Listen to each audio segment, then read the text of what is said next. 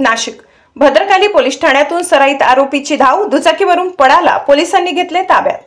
नाशिक शहरातील भद्रकाली पोलीस ठाण्यातून प्राणघातक हल्ल्याच्या गुन्ह्यात ताब्यात असलेला सराईत आरोपी पोलिसांच्या हाताला झटका देत दुचाकीवरून फरार झाल्याची घटना 29 एप्रिल रोजी सायंकाळच्या सुमारास घडली। या घटनेने पोलीस प्रशासनात एकच खळबळ उडवून दिली।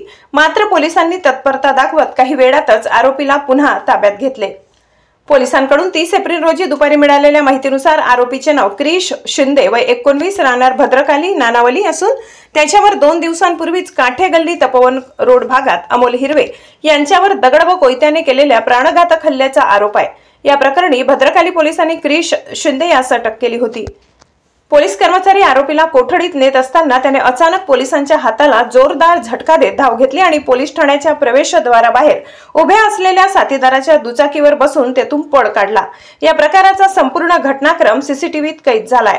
घटनेनंतर पोलिसांनी त्वरेने पाठलाग करत आरोपीला पुन्हा ताब्यात घेतले। अचानक घडलेल्या घटनेमुळे पोलीस ठाण्यात तसेच परिसरात काही काळ गोंधळाचे वातावरण निर्माण झाले होते। या प्रकरणाचा पुढील तपास भद्रकाली पोलीस ठाण्याचे सहाय्यक पोलीस निरीक्षक सत्यवान पवार करत आहेत। पोलिसांची कार्यपद्धती आणि आरोपीच्या पलायनाच्या योजनेबाबत चौकशी सुरू असल्याचे सूत्रांनी सांगितले। महाराष्ट्र क्रांती न्यूज साठी मुख्य संपादक प्रकाश बागुल, नाशिक। भद्रकाली पोलीस स्टेशन गुन्हा रजिस्टर क्रमांक 256/25 कलम 109(1) 35 भारतीय न्याय संहिता यानुसार या गुन्ह्यात आम्ही आरोपी नामे क्रिश शिंदे याला अटक केली होती। तो पोलीस कस्टडीत असताना काल दिनांक 29 तारखेला तो आमच्या डीबी पथकाच्या एका अंमलदाराच्या हातातून झटका देऊन पळून गेला होता।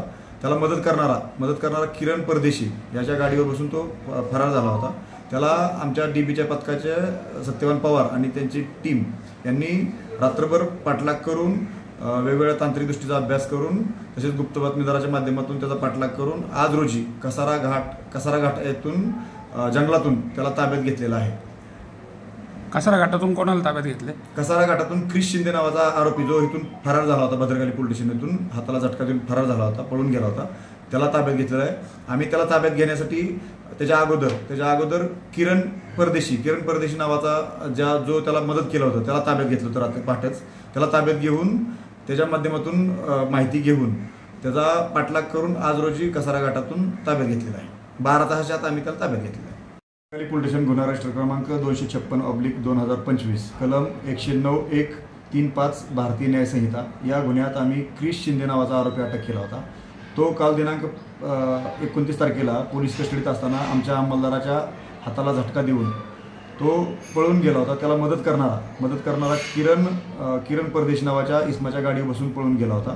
तर आम्ही त्या संदर्भात आमच्या डीबी पथकाचे सत्यवान पवार आणि पथक यांनी आज पाटे किरण परदेशी या इसमाला ताब्यात घेतलं होतं। त्याच्याकडून माहिती घेतली। त्याच्या माहितीच्या आधारे विश्लेषण करून क्रिश शिंदे नावाच्या आरोपीचा पाठलाग करून कसारा घाटातून जंगलातून त्याला आज रोजी ताब्यात घेतलं आहे। आम्ही 12 तासात त्याला ताब्यात घेतलेलं आहे। 12 तासात दोघांना ताब्यात घेतले का? 12 तासात दोघांनाही ताब्यात घेतलं। ज्यांनी मदत केली किरण परदेशी यालाही ताब्यात घेतलं होतं आम्ही पाटेच, आणि त्याला आज रोजी दुपारी त्याला ताब्यात घेतलेलं आहे क्रिश शिंदे। नवनवीन बातम्या पाहण्यासाठी आमच्या महाराष्ट्र क्रांती न्यूज या YouTube चॅनलला लाईक करा, सबस्क्राईब करा आणि बेल आयकॉनला प्रेस करा।